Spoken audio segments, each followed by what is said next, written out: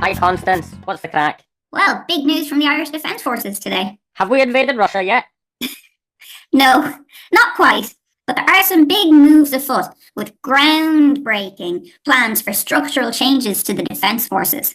Now, the uninitiated might assume that this is all in response to quite a lot of attention that the Defence Forces has been getting over the last week to 10 days because of a particular court case in Limerick, but they would be wrong.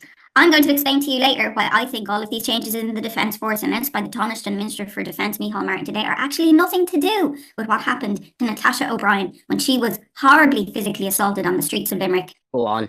Well, you may remember that Army Private by the name of Cathal Crotty got a fully suspended sentence after pleading guilty to quite a serious physical assault on Miss O'Brien.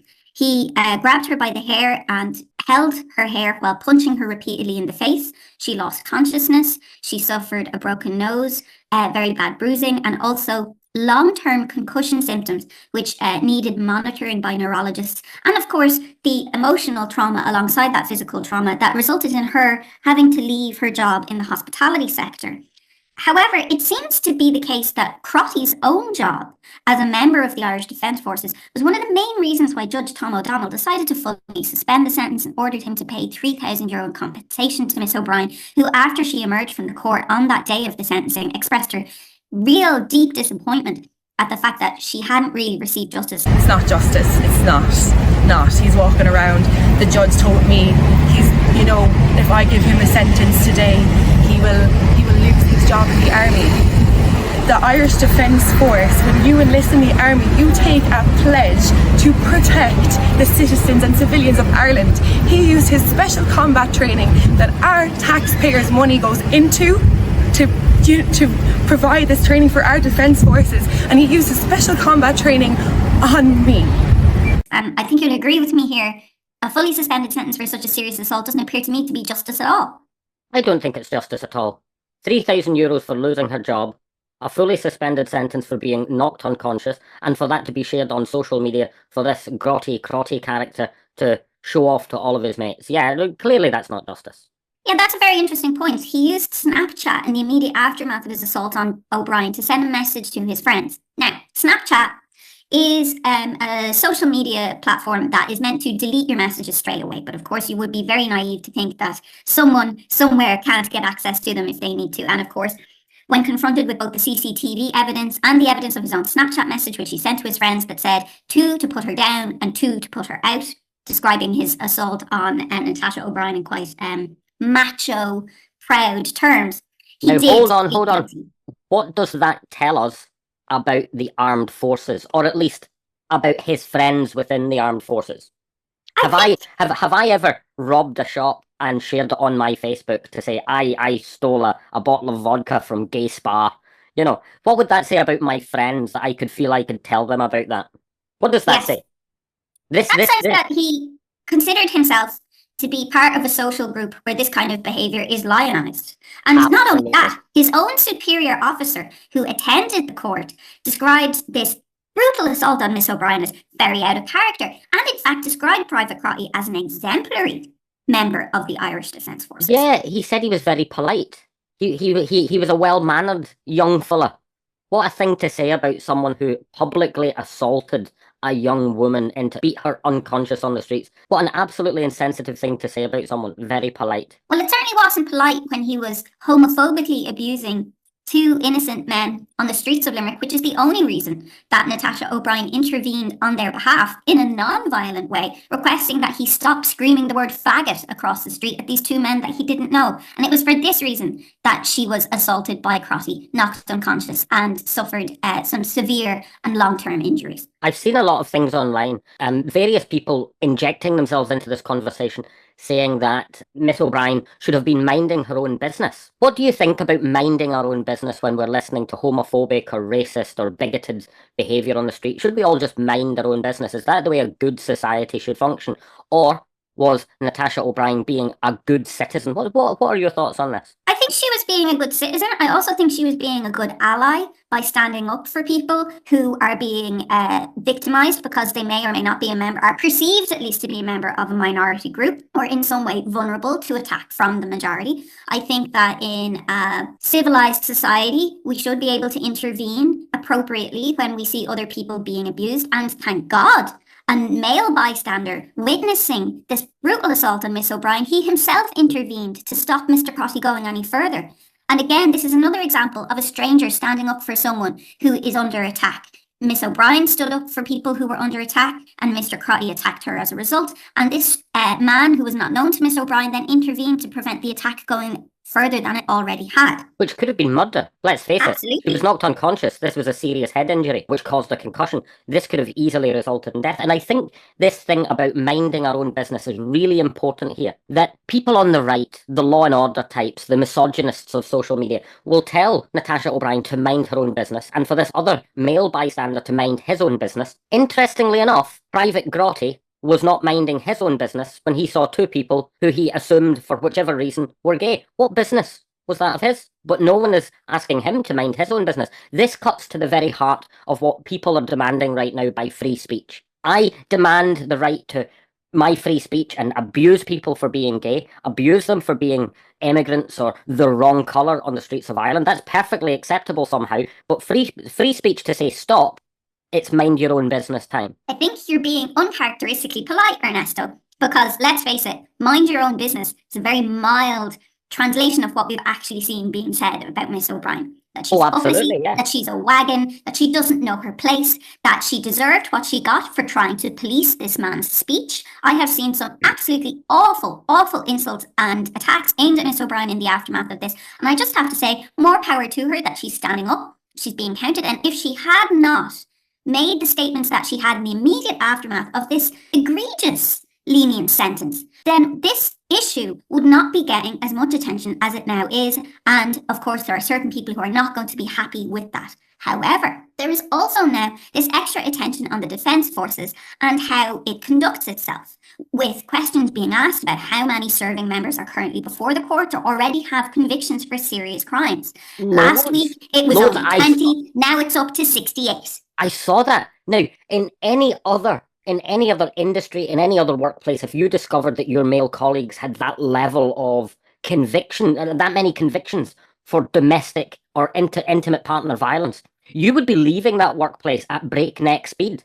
There is an Irish naval officer still serving with the Irish Navy after pleading guilty to a serious physical assault on his own partner. Of course. That is just one example of a number of very troubling statistics that are slowly eking their way out of the Defence Forces after repeated requests. Tell me this. How many taxi drivers could continue after Garda vetting if they had a conviction for beating their partner? Well, it would certainly create more difficulties for them in getting a public service vehicle licence.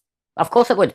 And that would happen if you were a teacher. This would happen if you were working for a hospital. Absolutely, and quite rightly. But why is this not happening to the Irish Defence Forces? Why are people who are particularly violent crime, why are these being allowed to continue? I think there's a number of structural reasons, including a vast under-resourcing of the Irish defences over recent years. There's also, I suppose, an ongoing macho culture that was revealed in absolutely stark terms in 2021 with Katie Hannon's excellent Women of Honour audio documentary, which the Tribunal of Inquiry into the treatment of women in the Irish Defence Forces, who make up 7% of the Irish Defence Forces, that tribunal only got it underway last month. And the report that was presented to the Minister for Defence at the time, Simon Coveney, recounted horrible systemic abuse of both sexual and physical nature in the Irish Defence Forces over a period of 40 years. And that the people who put together that report were able to identify patterns of abuse over those decades, including reported sexual assaults taking place in barracks, mess, naval boats, swimming areas, shower facilities, and abroad on tours. That advice was given to female members of the Defence Forces to maintain 2 locks on their cabin or bedroom doors if there has been an attempt to assault or forcibly enter their sleeping quarters in the past. That's the solution. Girls, you just need to put an extra lock on your door if you want to serve your country. Well, let's think about what the military is and how the military in particular functions in the right-wing imagination. This is about soldiery. This is about national pride. It's about honour. It's about all of these things around which right-wing conservatives and the far right in particular have a great fetish.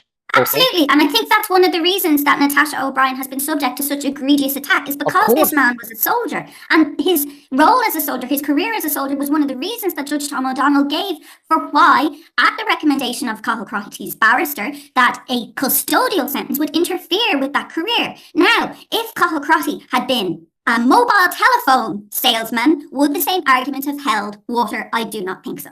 No, it wouldn't have held water at all, but let's play devil's advocate right now.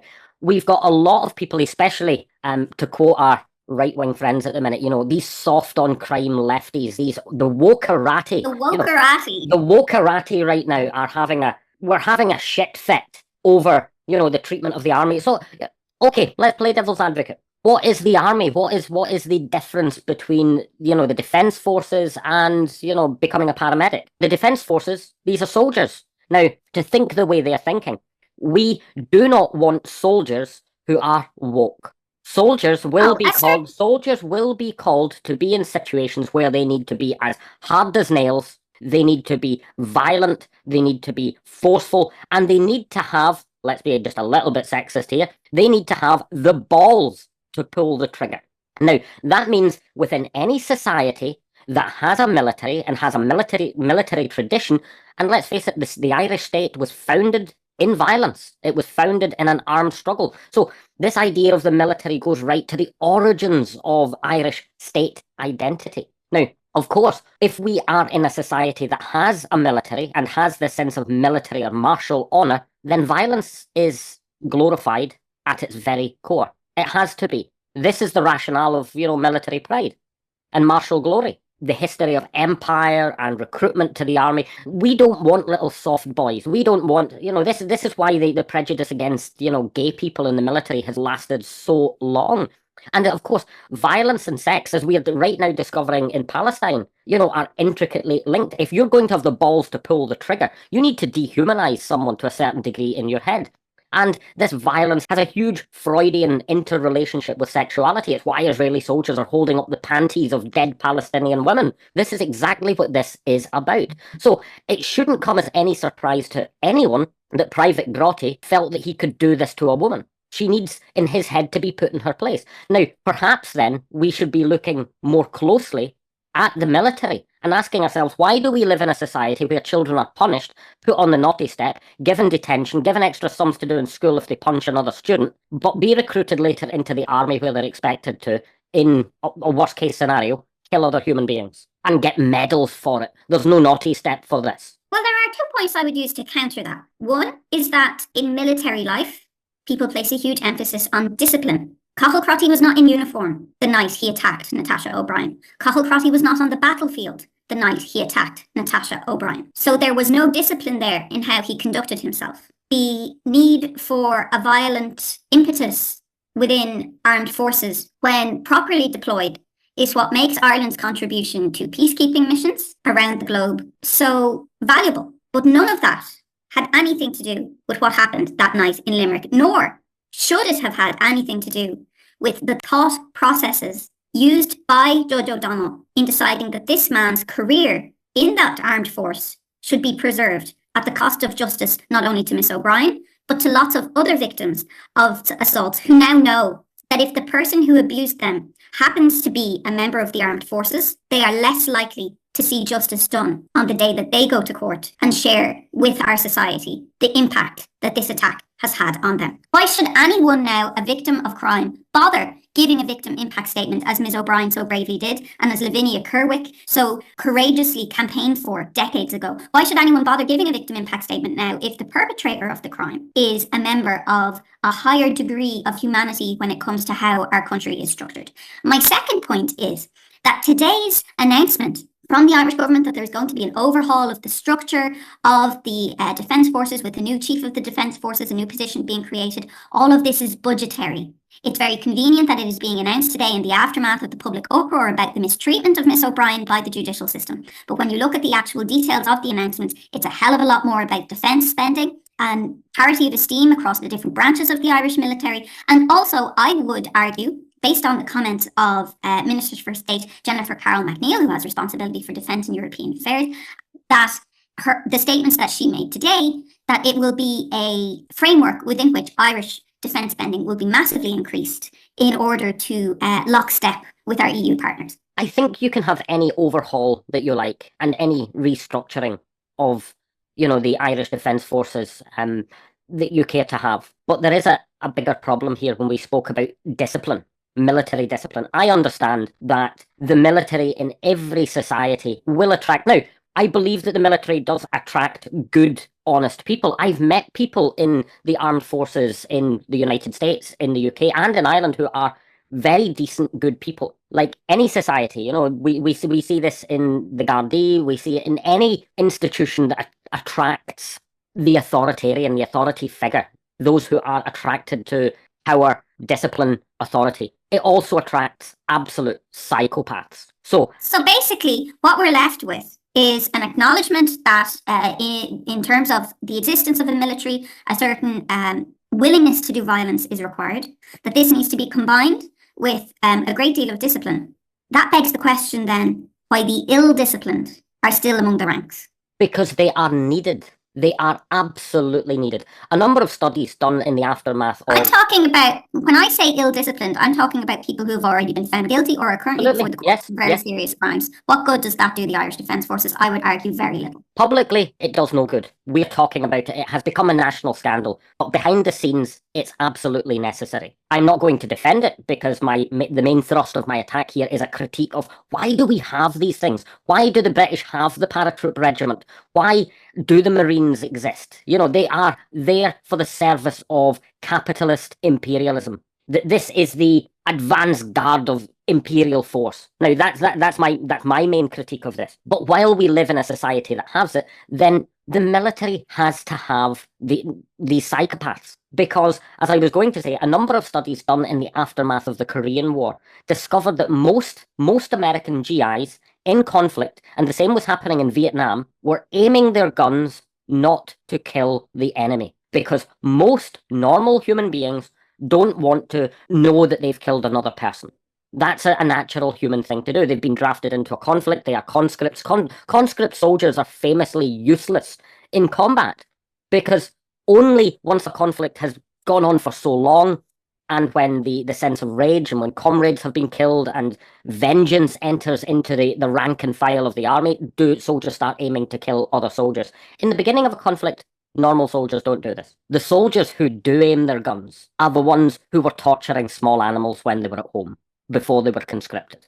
So the army, if it's to exist as an institution, needs to attract a certain level of violence from society's psychopaths. And this is why, on the quiet, the Irish Defence Forces, the British Army, the US military will give a greater degree of leniency towards violent, psychopathic and sociopathic individuals who don't typically fare well working for McDonald's or private industry, possibly banking and finance, maybe. But these are individuals who, by and large, as we see with Private Grotty, characters like him typify this. They join the military and get medals and become heroes, or they end up in prison for violent crime. This is the character this is the backbone of the army.